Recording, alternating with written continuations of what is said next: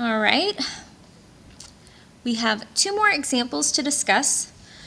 Example C, there was originally a typo. The bottom should say 4x squared minus 25. So just double check that on your copy. I have 4x minus 10 in the numerator in the top of my fraction.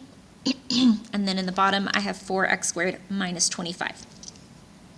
So we're going to see if I need to factor out a GCF or if I need to factor out.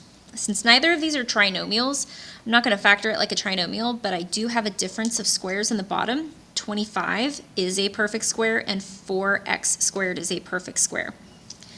So if you want to try to factor that in the bottom, we can think about 25 is a perfect square of 5 times 5, and 4x squared is a perfect square of 2x times 2x. So on the bottom, this can immediately get factored into 2x minus 5 and 2x plus 5. We discussed this when we did difference of squares, that it's going to be two identical binomials, the only difference being one has addition and one has subtraction. So again, one has addition, one has subtraction. On the top, we have 4x minus 10, and we can factor out a GCF. Both 4 and 10 are even numbers, so they're divisible by at least 2. The next possible number to divide would be 4, since you can't go larger than 4, but 4 does not divide 10. So our GCF that we're going to factor out is the number 2. So 2 parentheses, and when we factor out a 2, 4 divided by 2 is 2, and then x minus 10 divided by 2 gives us 5. So after we have factored, we can see we have a 2x minus 5 in the top, as well as a 2x minus 5 at the bottom. Those two expressions will cancel out, and we will be left with 2 on the top by itself over 2x plus 5 in the bottom. That 2 is tied to the x and the 5, so those 2's cannot cancel out, so this is our final answer.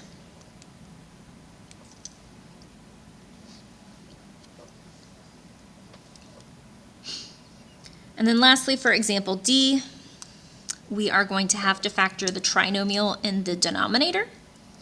And then we're going to need to look to see on the top in the numerator if we have a GCF or anything else that we can factor. So just looking at the top right now, I see a 3 and a 27. Those are both divisible by 3, so I can factor out a 3. So I'm going to take a 3 out to the front, and that provides me with x squared minus 9 on the inside.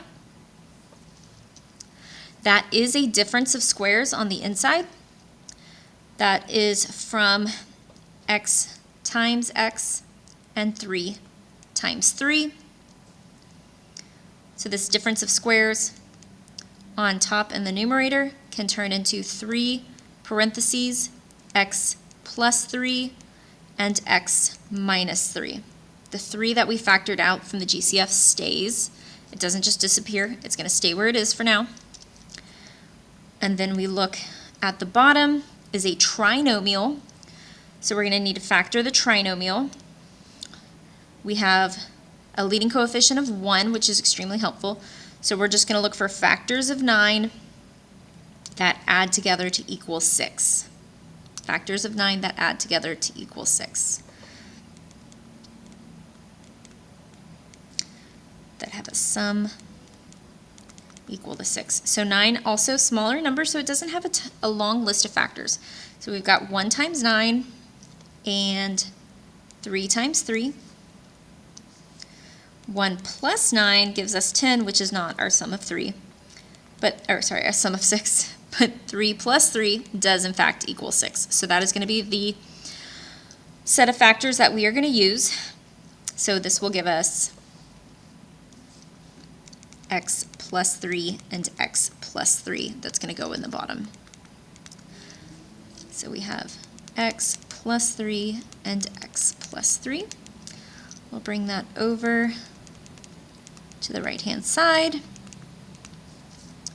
And as we look at this, I see an x plus 3 in the top and the bottom that will cancel out. It doesn't cancel out both x plus 3's in the bottom.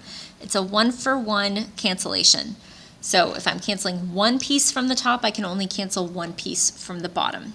So those are going to cross out, and we're going to be left with 3 parentheses x minus 3 on top. And then on the bottom, we will have x plus 3. And again, I'm going to leave it in parentheses. I don't want to risk accidentally canceling something out. This is going to be our final expression.